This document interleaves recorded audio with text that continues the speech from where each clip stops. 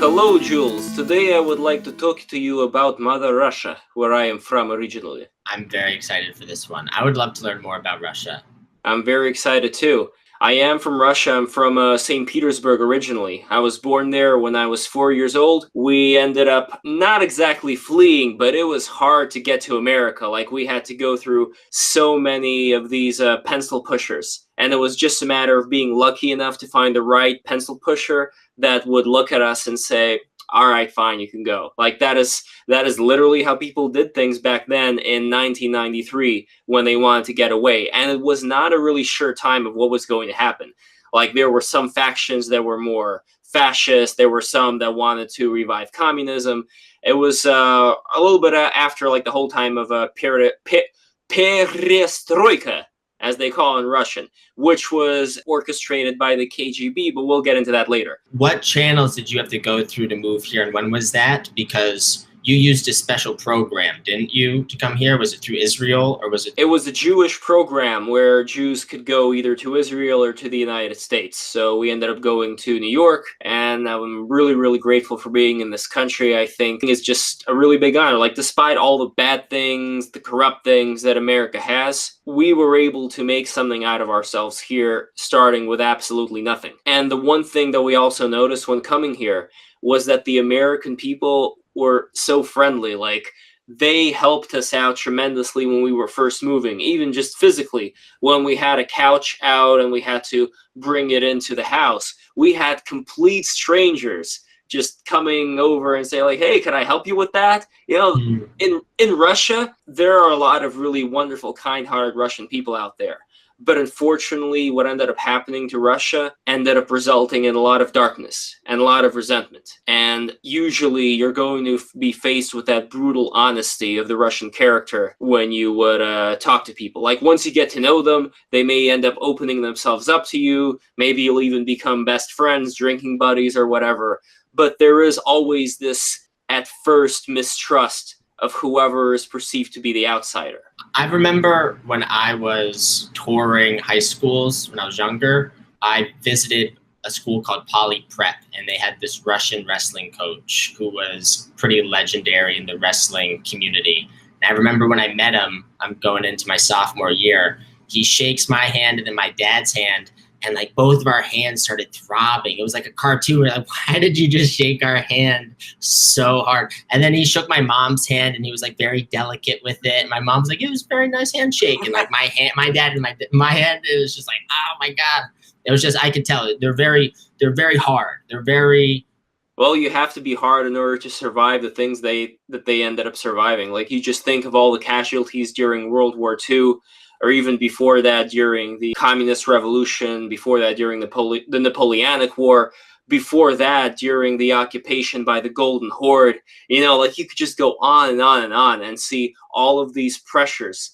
And some of these pressures result in a lot of diamonds. Like, just think of the science that ended up coming out of Soviet Russia during the 1920s. Even though I am really anti-communist, anti-Soviet, the amount of small freedom that they were able to get during this time, when Lenin decided, you know what, maybe a little bit of freedom is in order here, a little bit of support for businesses, just like that little bit of freedom resulted in a lot of science coming about. Back then, people were really excited about possibilities in science.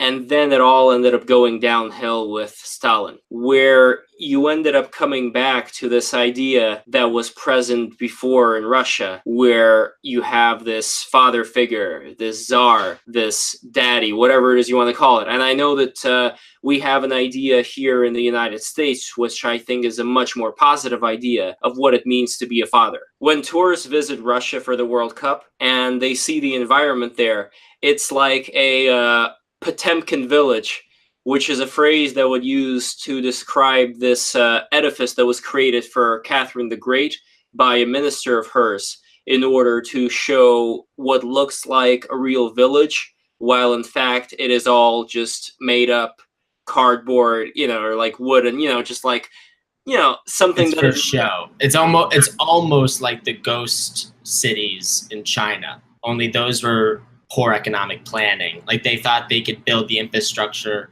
where there was no population and people would migrate there. But that's not quite, that's a perfect example of a top-down attempt of trying to make a new place instead of a bottom-up process that develops a new place. Exactly. They cleared out all the undesirables. They had snipers on the roof just if anybody wanted to start any, any scene, any protest, it'll be bye-bye.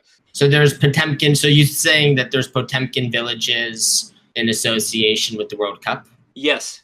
And there have been Potemkin villages in association with Russia for a very long time, not just Catherine the Great or the World Cup. But if we're talking about what various intellectuals and poets and artists of all kinds coming from the West were exposed to by the KGB, they were not exposed to the breadlines. They were not exposed to the starvation, to all the poor people, to all the people who were just miserable. They were exposed to whatever it is that the KGB wanted them to see, so they would go back to the States and say, man, the United States sucks compared to Russia. Everybody's free and equal in Russia. Why don't we just, why don't we become like Russia? That's why I think that it's very important to take a closer look at Russia from the amount of information I was able to get from what my family lived through and from all that history, so people get a slightly clearer idea of what goes on there. Do you think there are any examples of Potemkin villages in America? My understanding, it's a shorthand phrase for a development that's supposed to look like it is a reflection of more prosper and wealth than really exists. Well, they're not really trying in that case if you look at places like Detroit. If you look at places that are actually run down or like Camden, New Jersey, I don't think we're able to hide it that well. Like, I can't think of a place where the United States ends up creating an edifice for prosperity where there really is not. What about the subprime mortgage crisis when you have government requiring banks to approve loans that are not profitable? That's a higher level Potemkin village. That's like, I don't think I'm going to be able to get into that. But if we're just talking about physical Potemkin villages, as in constructed for tourists so that they don't know what exactly is going on in the country, like, sure, we've had a lot of problems there, but we have to compare poverty here. We have to compare corruption. For example, if you were to compare us to, let's say, Norway or Denmark, we would have far more corruption. If you were to compare us to Russia, we would have far less corruption. That's the only way that we can make these statements, right? Like, we have to reference it to something else, because everything at the end of the day is always going to be a little bit corrupt. I'm not sure about that, but when we're talking about government, that's the whole point of the American Constitution, and the intention of our founding fathers was they understood the inclination of government to grow and to try to claim more power for itself. So they tried to design a decentralized government that gave the maximum amount of power to the people. And so they designed our system with checks and balances.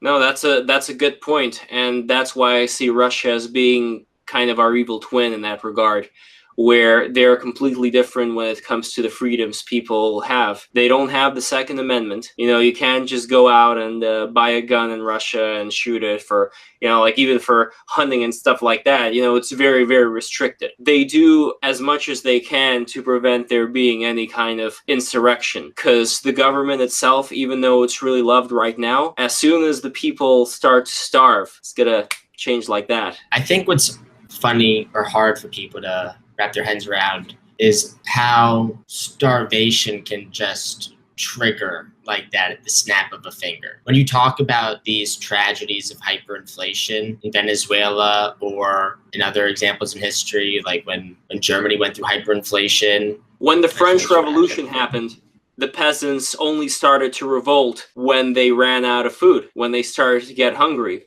The belly is a very powerful indicator of whether you're going to get up and protest, or whether you're going to be placated by the regular Russia propaganda. I think it's hard. I think that talking about the starvation thing feels far-fetched here. I hear what you're saying. The second there economy collapses, basically, everything is going to change. But that's sort of anywhere. If your economy collapses, it's almost like turning your civilization on and off again. That's what Rick and Morty's season 3, episode 1 was about. Well, things can crash, but the big question here is what are the ramifications of that crash depending on the country? And I'd say for Russia, it will be a pretty bad one, so I don't want it to crash. I would prefer there to be some kind of a change there where people can start investing more into Russia. But just so we understand a little bit more about the mentality of the Russian people and how this whole thing came to be as it was, I think it's important to go back a little bit in history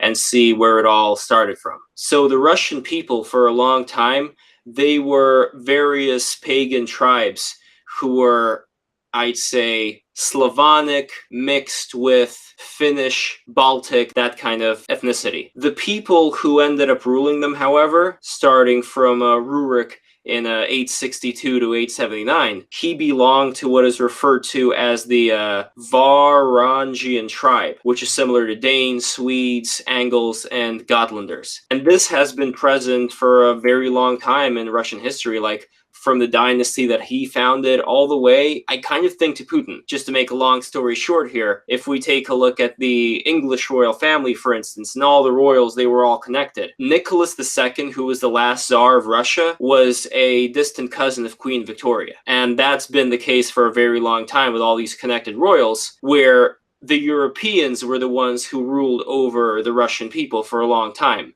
And as you could see with the example of Rurik, how far that goes back. And even with people like Khrushchev, he was Ukrainian. He wasn't Russian. Just as, like, I don't know about Gorbachev, but the point is that it's very late in the game that the Russian people ended up having a Russian leader. But the mentality of having been ruled over by somebody who sees themselves as a superior, where the Russian people are the inferior. My fear is that inferiority complex creates a lot of evil. And here is another example of that. Back when Russia had the Decembrist Revolution against the Tsar at the time, the Decembrist Revolution was made up of noblemen. The noblemen ended up getting through a lot of that stuff, which I think is partly from the idea that they had ever since they were little, that they were worth something. While unfortunately the mentality of the serfs was, we are like these worthless animals. And it's a horrible thing, but you got to keep in mind, Jules, that's the way that a lot of the Russians were treated. Like the majority of Russians, they were serfs. They were treated like beasts of burden. If you were a nobleman, you can go to a young serf lass, you know, like a virgin serf girl, and you could have your way with her. And nobody could tell you otherwise.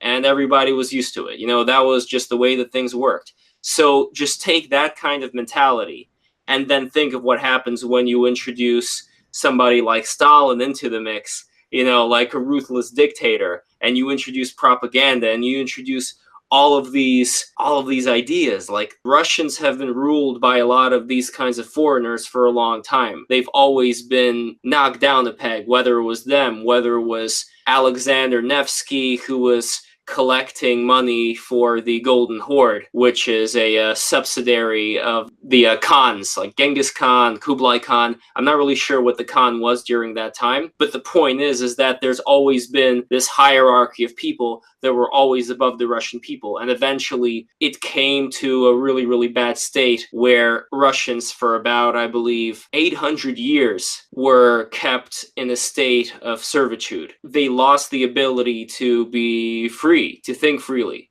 They were in this animal-like state of being serfs. And unfortunately, a lot of that darkness ended up showing itself during the time of Stalin, where people's inner brutality was allowed to express itself when it came to having the most roguish, thuggish people assuming the positions of the guards, the people who would beat the prisoners, who would force the prisoners in the gulags to randomly dig some dirt up and then put the dirt back in and then go do the same thing somewhere else.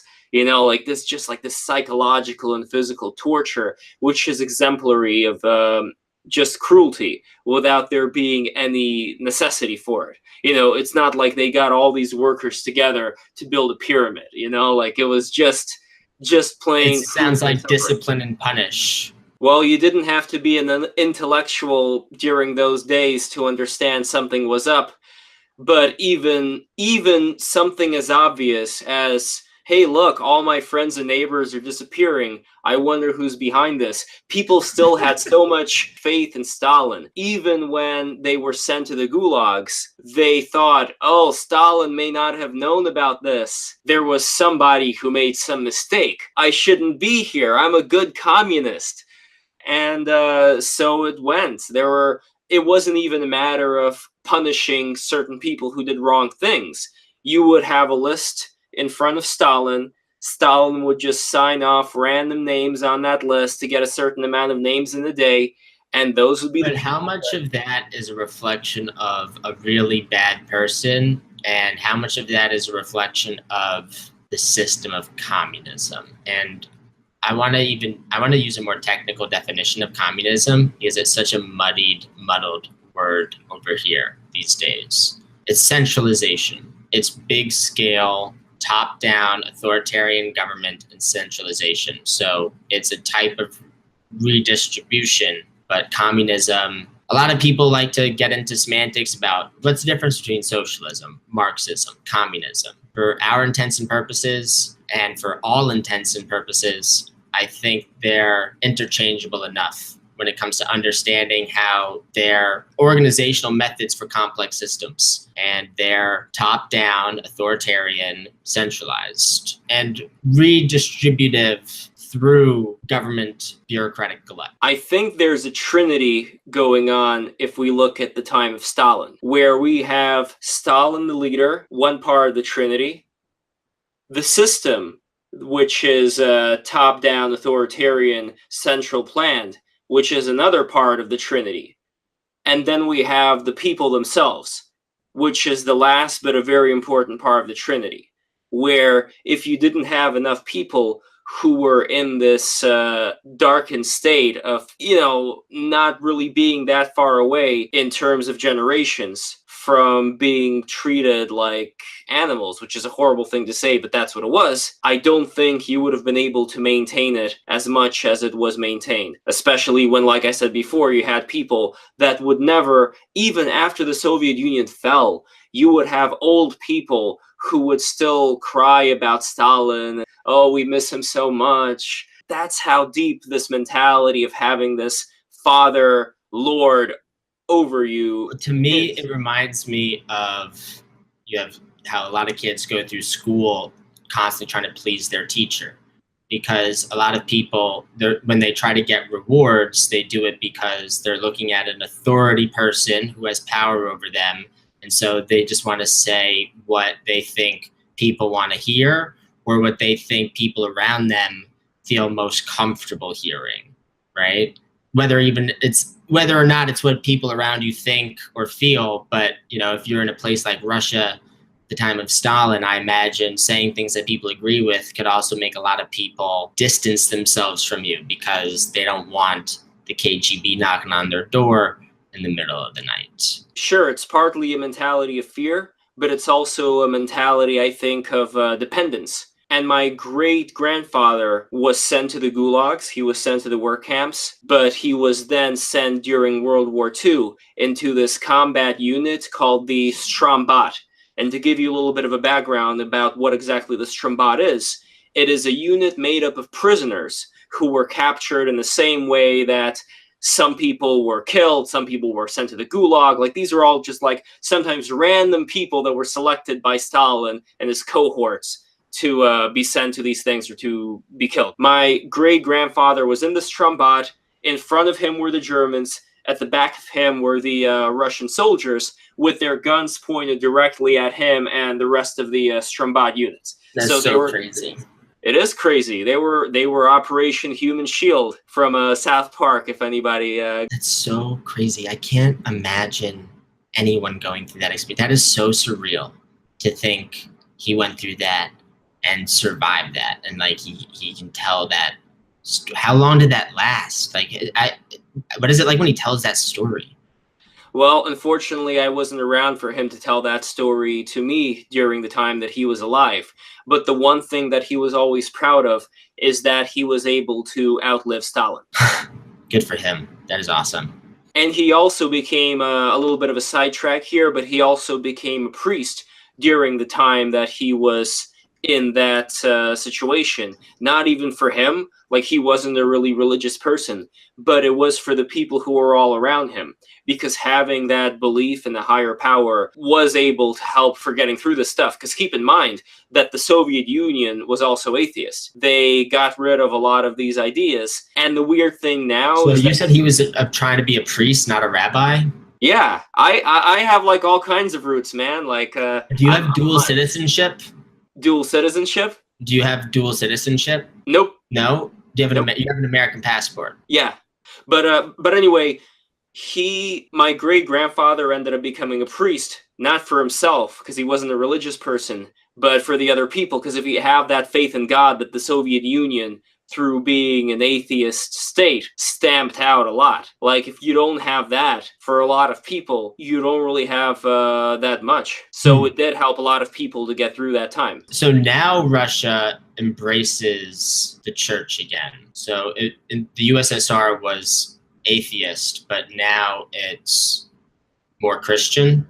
It is more Christian, but unfortunately, that Christianness also came with the same World War II era baggage of the mentality of the people and the leader. That didn't really go away. So it's not like now you have religion and everybody's just quietly praying by themselves and having these nice little community picnics. No, like what this is it is a return to archaism, where, for example, the culture that ends up getting created is one where, from the Guardian, there was a story about Putin approves legal change that decriminalizes some domestic violence. So the hierarchical system that was, let's say, during Stalin's time, that was during the time of the Tsar, it's come back again.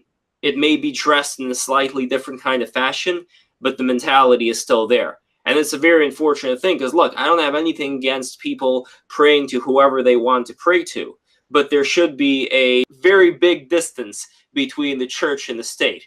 And they're imposing things through the state, as far as you have to cover yourself up with this, whatever you want to call it, like the Russian version of a hijab when you go into church. And you even have to maintain this when you're walking around church grounds, like within that whole territory. This archaism, I don't think it's healthy for the people if the goal is to eventually have people be independent of this idea that they have to rely on these people. And for them, Putin has become a godlike being to a certain extent.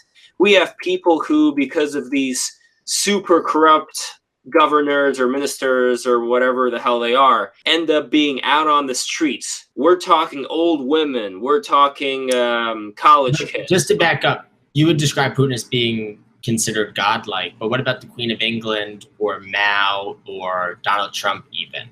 Don't you feel, even Justin Trudeau, don't you feel all of them have a reverence? I would say that's the reverence equivalent to the amount of corruption. So Norway is this corrupt, America's this corrupt, Russia's this corrupt. You can't even see my hand. Okay. And because of that, and the devotion that people have towards a leader, I could kind of see a similarity there, where if you have enough people who don't have a lot, whose problems can always be blamed on the West, on NATO, on America, people think that only North Korea considers America today to be the great evil, the great devil, whatever it is you want to call it.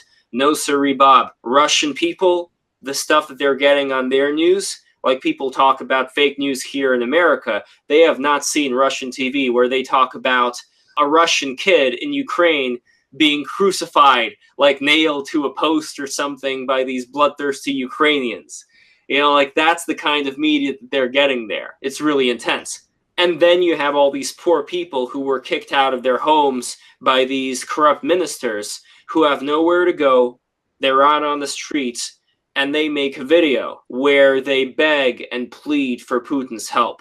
Please save us, Putin. And there is a program that happens yearly in Russia where Putin is up on the stage addressing the crowd, seeing all the poor people in the crowd, asking to get them out of whatever situation they're in. Putin picks up a phone, calls a minister, says, how dare you kick Vladimir out of his apartment? And the minister says, I am so sorry. I will change it right now. In fact, I'll give him like 5 months rent. Hang up. So, like, if you can imagine a scene out of The Godfather when Don Corleone asks somebody for a favor, it's that kind of mentality of patronage. And the Russian people, unfortunately, are very susceptible to that, where they see this figure on top who is giving all of these favors to all these poor people, and they think, maybe he'll give me a favor. So what if I'm out on the street? So what if I'm kicked out? Maybe if I go to Putin and beg for his help, he'll grant it to me. Yeah, the rewards over there are unpredictable. It sounds like the rewards and punishments over there are unpredictable. It's all just random and oppression. Unfortunately, that's the case, but I think it would also be a good thing to take a look at how this came to be. Where exactly is Putin from mentally? If you go back to the end of the Soviet Union during the period of perestroika, which means rebuilding, we had the former chairman of the KGB, Yuri Andropov, with a very different mentality as far as what's going to happen in the future, where the Soviet Union is going to go. There is not going to be a Soviet Union, because the things that Yuri Andropov's group of, I don't know what you would, well, just KGB agents, one of them being Putin, what they ended up being exposed to, since they were not just regular run-of-the-mill KGB agents, but they were traveling all over the world. Like, as you know, Putin stayed in Germany for a very long time. That was part of his assignment. So he got to see, through traveling around different parts of the world, what Western society was like, what it was like to live the good life. Not so much for his people, but more for himself. Like, I don't want to live in this shitty commie block lifestyle. I want to have Western luxury. So what ended up happening was this group of Yuri Andropov's gang ended up stepping back into the shadows during the time of perestroika, which they were partly playing a part in orchestrating it. So in a way, they allowed the Soviet Union itself to fall, and they themselves went into the shadows and did some pretty bad stuff when it comes to organized crime. Putin and a lot of those KGB agents during that time were involved with the Russian mafia. They were involved with various aspects of Russian organized crime. But the other important thing to keep in mind is that the people who ended up benefiting from the stuff Yeltsin was giving away after the Soviet Union fell, when Russia had some semblance of capitalism, a lot of that stuff ended up going to these oligarchs who were KGB people. Those who weren't KGB people, like, for example, Mikhail Khodorkovsky, you know what happened with him. He ended up getting a lot of his stuff taken away. He had his oil company, Yukos, getting taken away from him. He was thrown in jail for a long time. And this happened to a lot of these people who weren't part of that gang. They weren't part of this club whose head was Mr. Andropov. They weren't part of Mr. Andropov's inner circle. And they weren't part of Putin's friends. So as a result, the only oligarchs who ended up making out alive after Putin ended up taking power, the brothers Arkady and Boris Rottenberg, who were these two Jewish brothers that were really, really close friends of Putin's. And I could even show you a picture here of the two of them. This is one of the Rottenberg's brothers, and this is Putin. And they're doing some judo fighting here. So they were friends for a very long time. And that kind of friendship pays off. Some of the people who also were able to make it out were Roman Abramovich, who is a really rich dude, but he also has some kind of a deal with Putin going on. So he's not exactly too neutral here either. Well, it's all oligarchy over there, isn't it? It is. But the important point here, I think, is that if you were not a friend of Putin's, you were likely to get arrested and get killed, even if you did end up becoming an oligarch. Well, this is definitely not something we want over here. Of course, and I can't get into Trump's mind to see if there is any plan that's going to happen from here. People have different assumptions, like whether this is all just to put Putin on a pedestal so then he could get knocked off at any point. I don't know yet. It is a very complicated. I don't think he wants to knock Putin off. I think Trump is thinking about stability in the long term. I believe this. I think he wants stability for his own children. His youngest son, Barron, I don't know how old he is. He's 10. Is he 10 years old? Trump is not someone that wants to raise snakes to bite him. I think Trump has been very tough on Putin and Russia, and he's trying to be cooperative because he thinks it would be better if they got along than they didn't. And he's not the first person to be diplomatic. It's so silly to me how these double standards both the DNC and the GOP engage in. And it constantly seems like people who are committed to political parties are constantly calling the kettle black or throwing stones in glass houses. Like what Trump said, he said that if his relationship with Putin becomes uncivil, Trump would be the worst enemy Putin ever had. And I think Putin knows that Trump is not someone that you want to cross. I mean, I think he's a lot more. I think he has a much more gentle touch. I think Trump is much more of a velvet hammer. Just to clarify, what I mean by propping Putin up on a pedestal is that if you prop somebody on the pedestal where their significance on the world stage ends up becoming a lot higher, because it is true that even though in Russian media they portray America as this great evil, the Russian people and the Russian officials, number one, they have so much property in America. In New York, like, you know how many real estate holdings are under Russian oligarchs? You know, like they don't want to bomb New York City, FYI. They want to keep this place as it is. But the important point here is that if I think you prop somebody up on the world stage where they have a little bit of legitimacy now, that is something you could always take away from them. So they have something to lose now. It seems like Russia has a love-hate relationship with America. It seems like there's aspects of America they love and admire, but then there's aspects of America they're wary of. And that sounds understandable. I'm curious, though, how they distinguish between what they like and what they don't like. I'll be honest, I have not been reading a lot of Russian hate, right? I have not been reading a lot of I know that Russia is brutal, but why would anybody advocate for an alliance with Russia against a place like, or against an institution like NATO or the UN or the WTO? Do you know what I mean? If you're talking about the mentality of the Russian KGB people, you got to keep in mind that it's a very almost alien mentality to what you would imagine would amount to common sense, where from their childhood onwards, even though they saw Western civilization and all of its luxuries, they took the luxuries in by themselves without really thinking about what exactly led to these luxuries being here in the first place. Oh, it's like stuff like making sure that you don't have a tyrannical government so that you could freely exchange goods with each other and grow businesses and stuff. Like, they were just seeing, I think, the luxuries, and they were also seeing from their past growing up wearing those red ties in the communist schools that America has always been the great capitalist evil monster. And it's very difficult to capitalist, but also imperialist or colonialist. Yes. Or the yes, so those are the big evil words, right? We have capitalism, colonialism, and imperialism. But it's funny because the Soviet Union was imperialist too. Like, their whole idea was to create like this world government, this world communism.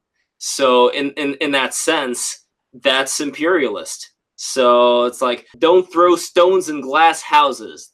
That's what I say. I agree with that. I'm curious, why would anyone be against the EU or the UN or NATO or the WTO? What's wrong with these? Because Russia is an oligarchy.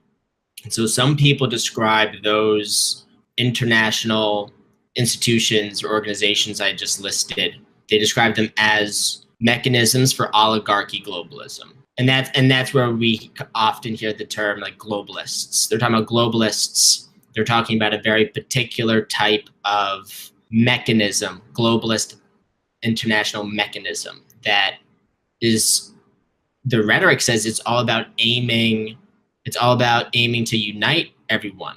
I think then you tell people, hey, Putin would be a good ally against all these institutions and organizations that are trying to unite everybody. And then you look at Putin's rap sheet, and it's just he's like the Garret leader. People are like, wait a second, why is that the Garret? He's like the Garret leader. Why does it seem like we're crazy to be more sympathetic to him and less sympathetic to NATO or something? I don't know that much regarding NATO, and I want to learn even more regarding the EU. The one thing that I don't like is if we have something like the EU where you have unelected bureaucrats making decisions for all of these different countries. That's not a good sign. That is what I would say, especially because a lot of these Western European countries do have this sort of a, not communism, but they do have socialism. So there is always this fear of a creeping totalitarianism that can grab hold. And as far as, let's say, censorship. How would you define the difference between communism and socialism? Well, I'd say the difference has to do with taxation. So if people make money, they end up siphoning money into the government, and then the government redistributes that money as it sees fit. That would be socialism. For communism, nobody's really making money. The Russians have this expression back in the Soviet days that goes like this: we pretend to work and we pretend to get paid. Where the amount of money that they ended up getting paid was BS. It was nothing. It was worthless. Like, you may be able to get like some bread for that money, but it was horrible. And for example, with the way that my father lived, he lived in a communal building that didn't have any toilet paper. You had to use the newspaper for all that business, with about, I think, 5 to 7 families per bathroom. Not even people, families. And some places had up to around 11 families in this one unit with only one bathroom. So if you can imagine that kind of life, that's not exactly prosperity. No, that's austerity. Extreme austerity. And the problem is that if you have countries that have a relative amount of capitalism that's being, slightly siphoned off for the government, and then you have all of this immigration crisis that's occurring with the migrants coming out of Africa and the Middle East, how long can all of that hold until it all comes crashing down? What is that crisis of immigration? Because we're rushing over that. I don't know, why would that be a crisis of immigration? In Russia or in America or where? No, in Europe. If you have too many people, and if you have too many people who aren't paying the taxes, eventually you're going to run out of money. You're saying if people come and they're collecting entitlements, basically tax dollars are providing benefits for people that aren't contributing to the system. You're saying if you're going to have social and welfare programs, you have to restrict your immigration. Absolutely, but I wouldn't even have those social programs to that much of an extent to begin with. I think it disincentivizes a lot of people, unless you're talking about like the basic, like the social safety nets. I am all for those. It's all about keeping a good balance, but my fear is that Europe, number one, is not able to keep that balance in the long term because of that immigration crisis. And number two, its leaders are becoming very censorship happy when it comes to arresting people who post, let's say, bad things about the migrants, or post things that are against some of their policies. That is a very troubling thing, where the government has the authority to punish people for posting things online. So that's already... That's Russia and China, right? Those two places.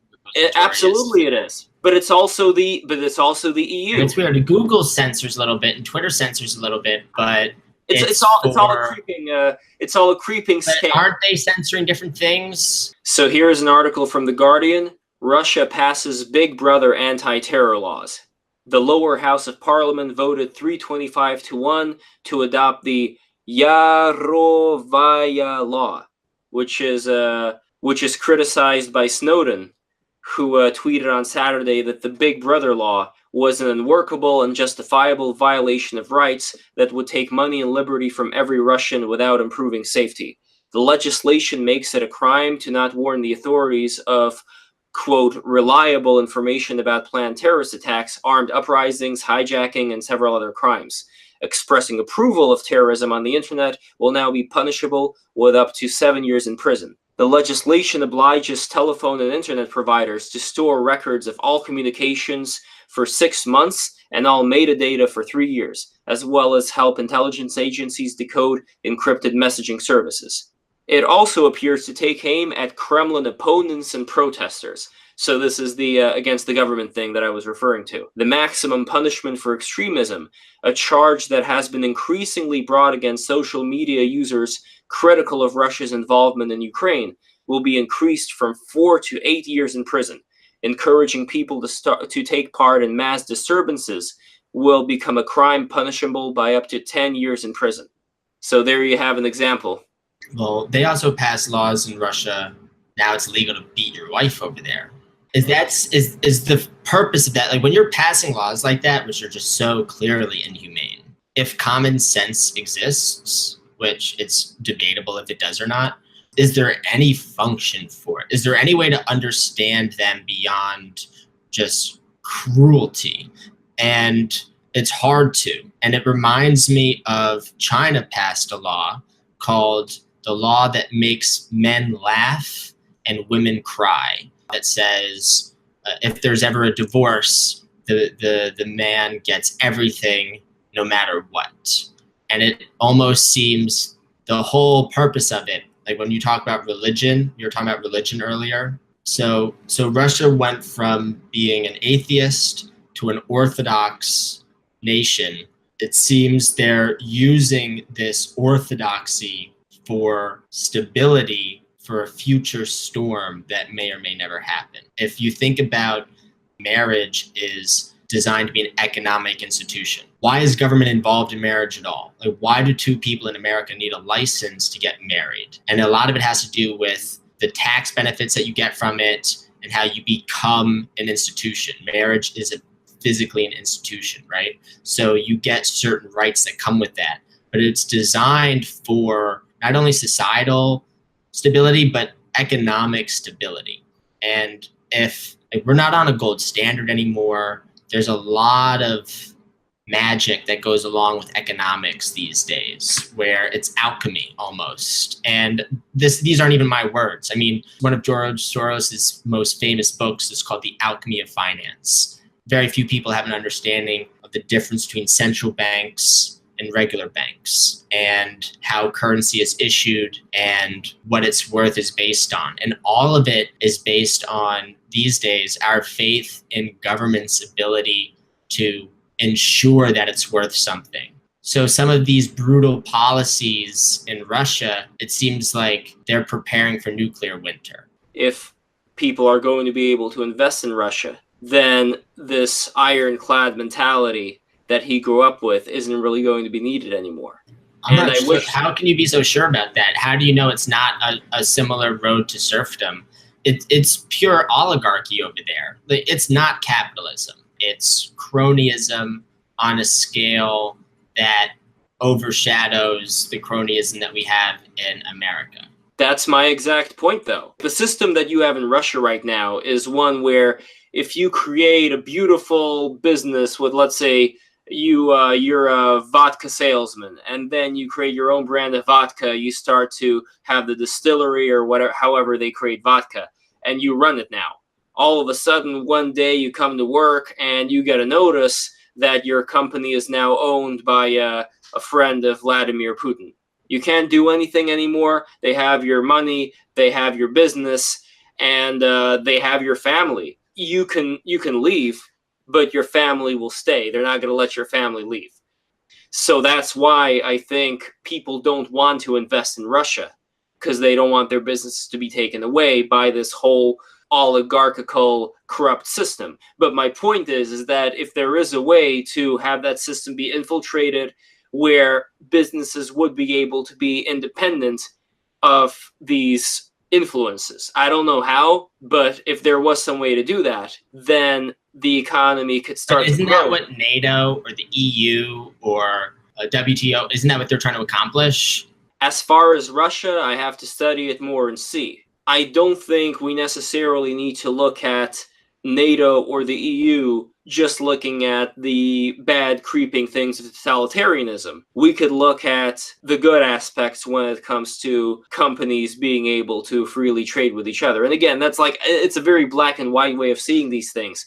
But what are your feelings about Putin, though? Is he someone that gives you disgust, indifference? I don't view Putin as being separate from the people who love him to that high of an extent. I see them having a symbiotic relationship. But at the same time, I also see a way that you could cut that cord and be able to have a different reality for Russia in the future. If not through NATO or the EU or the WTO, how would you cut that Gordian knot or whatever it is? Well, for example, it could possibly be done in the way that Reagan may have helped end the Soviet Union. And I'm not saying that this was the only way that it happened, but OPEC ended up lowering the price of its oil during that time to a really small extent, and that participated in destroying the Soviet Union, because they depended a lot on the price of oil being high. So one thing that could happen, for example, if there was another oil price lowering going on, then I think Putin would just be ousted, and they'll put somebody in place that's going to be less draconian. Because you ask me, what do I think of Putin? Even though I see there being this symbiotic thing going on with a lot of the Russian people and him as this big daddy and them being as the subjects, I see him personally as having a really archaic mentality that belongs in the last century. And I don't really see there being room for somebody like him in the future. And it's very different from saying, I don't want there to be somebody in the future with aspects of, let's say, being shirtless on top of a horse. Those are great things. Like, I like that. And I like Putin taking care of those little the tigers, the Amur tigers who are endangered. I like that part of him. But the draconian leader who punishes all of his opposition, that, of course, as the freedom lover that I am and that I know you are, I don't like it one bit. Yeah, I don't like it either. People end up putting on their blinders to certain things, like to the horrors that are going on in Russia, like with RT, which is a piece of Russian propaganda as far as the people who are running it go. It does not mean that they don't have very smart people there that say a lot of interesting things. They have Max Kaiser there, who talks a lot of interesting things about the world of cryptocurrency. But at the same time, I just and your friend Lionel. That's right, and I love Lionel. Like, Lionel is a really smart, brilliant, funny, charming guy. But me personally, he's kind of like one of your mentors, right? Yeah, like I even have the signature of him behind over here on the light bulb. Ah. Yeah, there we go. You could read it from there. Me personally, though, I am not a big fan of RT. I would say we have to judge things based on more actions than words. For example, from the Chicago Tribune over here, U.S. agrees to send lethal weapons to Ukraine, angering Russia. This is December 23, 2017. There was an even more recent one here. Trump administration approves lethal arms sales to Ukraine. So that's action, and it's different from the words that are happening. And as far as the words that are happening, I hope that either two things. Either if Trump is very naive when it comes to Russia, that's a possibility too. In which case, I'm still confident that there are enough military people around him to be able to not let him get away with letting Russia get away with certain things. But yeah, there's a lot of warfare right now, and it's not just military. It's economic warfare. There's cyber warfare. We have traditional military warfare. Some people think there's climate warfare going on. There's definitely mimetic warfare going on. Culture is the battleground and politics is the formality. There's no distinction anymore between civilian and military participants in the information war. Well, it's certainly an interesting time to be alive. I'll say that much. And as far as the future of Russia, my hope, like I said before, is that the people of Russia would be able to be much less dependent on having a centralized figure to be their eternal guiding light, where they're going to be able to be much more self-sufficient. And I think it is going to be a gradual generational thing. Because, like I said before, the Russian people were living under the boot of people who weren't even Russians for a very long amount of time. And it takes a longer amount of time, I think, to get out of that mentality. But if there is enough prosperity that would go their way, Putin's not going to live forever. I mean, he's immortal like all of us. So eventually all these things, however they end up will end up changing. And I have confidence that the human spirit is going to win out one way or another. Building a system and culture that celebrates the sovereign individual. So we should celebrate that and extend that wish towards our Russian brothers and sisters, and just everyone, all of our human brothers and sisters. Да, это правда. And with that, I want to wish the best to Russians, to Americans, to the whole world, and hope that we're all going to live in peace very, very soon and explore the stars and the universe and all that good stuff. Decentralize. Take care, everybody. Please like and subscribe and click the blue bell twice. Thanks, everybody. Subscribe. Take care. Bye-bye.